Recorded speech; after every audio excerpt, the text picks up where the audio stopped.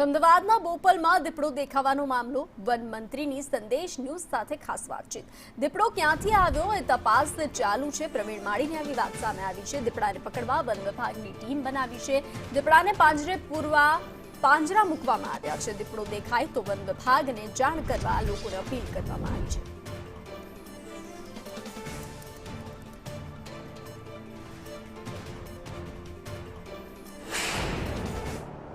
અમદાવાદ શહેર કે જેની આજુબાજુમાં એવી કોઈ મોટી સેન્ચ્યુરી નથી કે જ્યાં દીપડાનો વસવાટ હોય, તેમ છતાં પણ દીપડો અમદાવાદના પોશ વિસ્તાર એવા બોપલ ગુમામાં જોવા મળ્યો છે।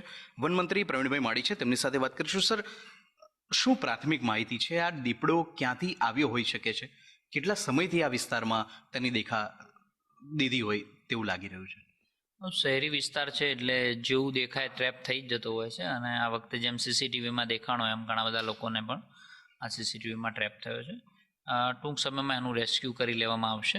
આમ જનરલી કોઈ સેન્ચ્યુરી નથી, પણ ક્યાંથી આવ્યો છે, સાબરમતી નદી છે, ભેખડે આવ્યો છે, અને ફૂટપ્રિન્ટના આધારે લોકેટ કરવામાં આવશે। અને હાલ જે રીતે ફોરેસ્ટ વિભાગ દ્વારા માનનીય મુખ્યમંત્રીશ્રીના ત્યાંથી પણ સતત ફોલોઅપ છે, અને ડેપ્યુટી સીએમ સાહેબના ત્યાંથી ફોલોઅપ છે, માનનીય અર્જુનભાઈ અવગત છે, અને આખું ફોરેસ્ટ ડિપાર્ટમેન્ટ સતત પ્રયાસો કરીને એને પાંજરાઓ મૂકી અને એને રેસ્ક્યુ કરી લેવામાં આવશે।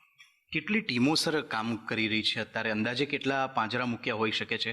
અને સામાન્ય રીતે દીપડા રાત્રે દેખાતા હોય છે, તો આ બાબતે કેવા પ્રકારની તકેદારી રાખવામાં આવી રહી છે?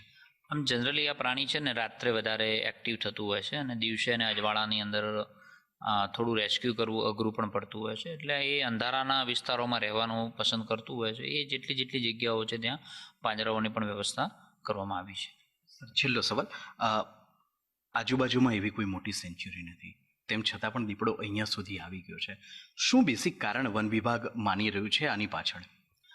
એ ક્યાંથી આવ્યો છે એને ટ્રેક કરવું જરૂરી છે। એ એના પછીથી ખ્યાલ આવશે કે ત્યાં કોઈ નેચરલ હેબિટાટ્સના લીધે મૂવિંગ કર્યું હોય, શા કારણે કર્યું હોય છે, એ પછીનો વિષય છે। હાલ માત્ર રેસ્ક્યુનો વિષય છે, એને સફળતાપૂર્વક ફોરેસ્ટ વિભાગ કરી લેશે। માત્ર લોકોને એટલી જ વિનંતી છે કે એને હેરાન ન થાય, અથવા જે હેરાન થતો હોય તો એ એટલું એગ્રેસિવ પ્રાણી છે કે એ ગમે એના પર હુમલો કરતો હોય છે, એટલે કોઈ નુકસાન ન થાય। એટલે જ્યારે પણ તમને કોઈને દેખાઈ દે છે નાગરિકોને, તો ફોરેસ્ટ વિભાગનો સંપર્ક કરે એટલી જ વિનંતી કરીએ છીએ। આભાર સર વાત કરવા બદલ। તો વન વિભાગ દીપડાને પકડવા માટે એલર્ટ થઈ ગયું છે। અલગ અલગ ટુકડી બનાવવામાં આવી છે કે જે દીપડાને રેસ્ક્યુ કરવા કામ કરી રહી છે। સાથે જ પાંજરા પણ મૂકવામાં આવ્યા છે જેથી દીપડાને ઝડપથી ટ્રેપ કરી શકાય।